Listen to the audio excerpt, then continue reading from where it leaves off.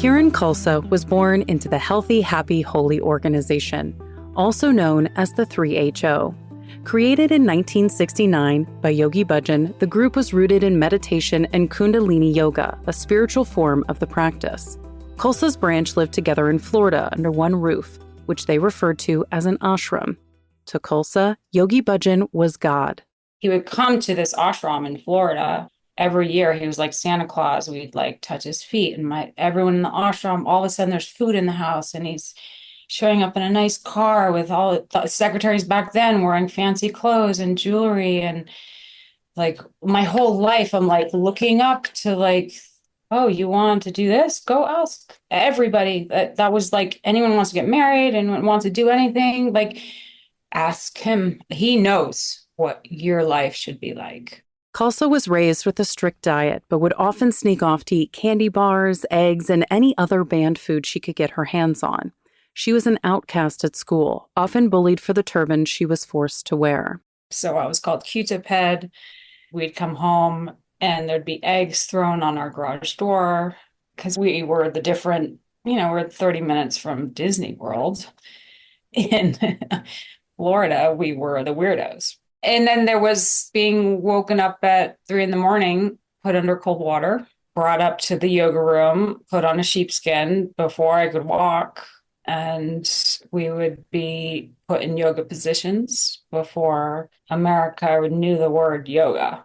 At just 8 years old, she followed the wants of the leader and was sent off to a strict boarding school in India with the rest of the children in her ashram. Her parents were happy to send their daughter to a foreign land, never questioning the demands of Yogi Bhajan. But instead of the spiritual experience Khalsa expected, she was tormented.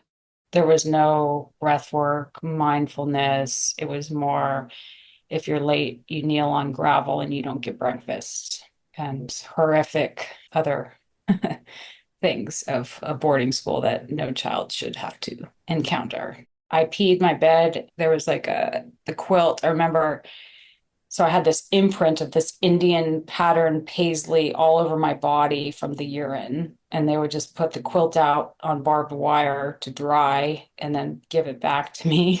I was caned, I was slapped, had to kneel down because I would at some point be late.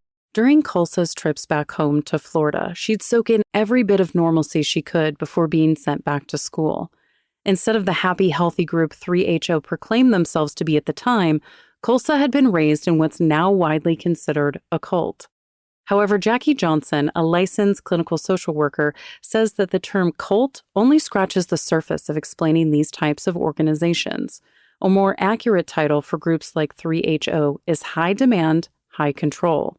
It describes how the group operates, and in fact, many groups under this umbrella have the potential to be both harmful and beneficial, depending on individual experiences. Johnson says the military is a good example of this. The military is high demand, high control, of course, and it needs to be. And there's no judgment in that. It's just a behavioral way of explaining how the group operates. Some people are harmed by being in a high demand, high control group, and some people kind of are not. Johnson is the executive director of the International Cultic Studies Association. She says her personal experience growing up in the Jehovah's Witnesses is another good example. There's often social discourse about the difference between a cult and a religion. Johnson says the line between these types of high-demand, high-control groups is paper thin. They have a belief system that is spiritual in nature. They consider themselves Christian. They base their beliefs on their interpretation of the Bible. They gather to worship, and they have activities that center around worship. So, yes, you could say Jehovah's Witnesses is a religion, and that's what they consider it to be as well. On the other hand, it is a high demand, high control group. It's very demanding of its members, and it's very controlling of its members. And so in that way, it's both. And that's why we try not to label a group as a cult or not as a cult. It just doesn't have a clear definition, the word cult. And it can mislead people into not really checking out what the group is or how it operates. And by slapping a label on a group, people can just rush to a judgment without even knowing anything about it. Johnson was raised as a Jehovah's Witness since the age of 10. She was in and out of the community for 42 years, experiencing the negative side of a high-demand, high-control group. When you're brought in as a child, there's a tendency to get indoctrinated, which makes it hard to leave, even when you know you want to leave, and even when you know that it's an unhealthy situation for you. And so I say that because it's an explanation as to why it takes so long to leave. For both Johnson and Khalsa, the process of leaving their groups was years in the making. After college, Khalsa was recruited to be one of Yogi Bhajan's secretaries, where she was sexually abused by other women and Bhajan himself.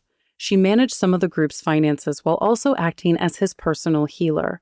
The relationship soon evolved into Khalsa being promised as the yogi's successor. I wrote pretty much everything down he ever told me with the dates, and I have reread them. And he's like, "You're my heir apparent. I'm training you, so when I'm gone, like, you can lead and walk ahead of me." He made me, he's like, "You're the Mahan Tantric," which is the spiritual head of like this whole yoga thing that's special. And I believed it. Khalsa was kicked out of the group after the yogi had died, but even after being separated from the lifestyle, she still held on to many of the practices and beliefs. It was only just a few years ago that Khalsa finally acknowledged the trauma and abuse she'd endured. If you look at my bio from like before I spoke up, it's like, I'm so special because I was his healer and I was the chosen one and I this. And since I didn't get that recognition that he promised, I was mad, right? Since I was kicked out, I was really mad. And now I'm like so grateful, like, thank God. But I was also like holding in this lie. So whenever I'm like sitting and teaching and having his photo like literally next to me, or we were taught to stare in his eyes, it took a long time, like decades. Like just a few years ago, I had his photo in my bedroom, like right next to my bed. And somebody at the time was like, who kind of found out, like, why do you have that there? Because I'm like, it's my whole life. There's a baby picture of me I saw with his photo right next to it. Like, that's like, it's like, how do you take Jesus off your wall? As Johnson has found through both her personal experience and helping others heal, recovering from this trauma looks different for everyone. The process of deconstructing your experiences and then rebuilding who you are takes a lot of time and hard work.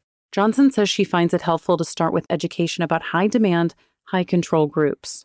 What were the aspects of the group you grew up in or that you were in, even if they didn't grow up, even if they joined as an adult, so that that person can understand, like, okay, my group and the dynamics of my group fit into the paradigm of high control, high demand in this way. These were the things that happened. These were the things that I experienced. And that helps them kind of break down a lot of cognitive dissonance and denial about the fact that their group or family or even a personal relationship was unhealthy. And they start to be able to accept that, because you can't do the work around this if you can't accept the fact that the group was unhealthy in the first place.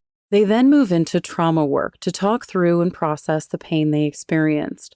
A big part of Khalsa's journey was finally questioning her deep-seated beliefs. Like, wow, I believe that I had to wear white to be spiritual. I believe so much had to unpack. So breakthrough after breakthrough. Oh my God, I cut my hair for the first time. It was like I'm cutting my arm off. My hair was down to the floor. Like, to cut it was like a huge deal. Like, oh, I'm not spiritual. I was told it makes my aura bigger and it's all my power. And like, oh my gosh, I'm cutting off my power. Detangling all of these ideas can also be traumatic because it's often so ingrained in their morals and belief systems, traits that get to the core of who we are as humans. Stripping that away can also feel like losing a sense of self. Johnson says this leads into one of the final steps of healing, which is rediscovering who you are and who you want to be. Some people didn't have a pre-cult identity because they were born in. So, it's pretty important. What value system is important to you? What kind of moral code do you want to live by? How do you build boundaries in your life? What kind of person do you want to be? What kind of people do you want in your life?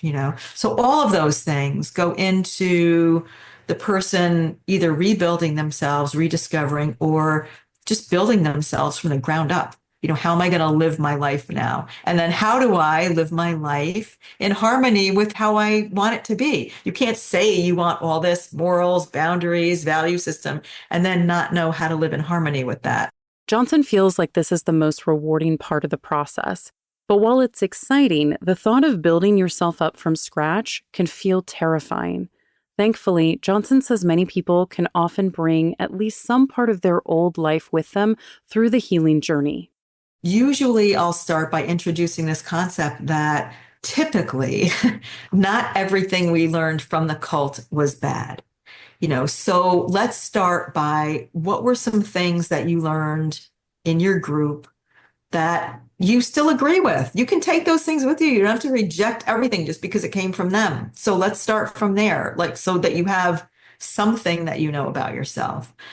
And then kind of building, things, the rapport and the relationship kind of helps with that. Like, hey, I noticed that you're really funny or you use humor to deal with difficult times, and that'll start a discussion, for example. Or, it sounds like trust is really important to you when I listen to you talk, so as a therapist, you're kind of really listening hard and, kind of like offering them kind of things back in reflection, from what they tell you.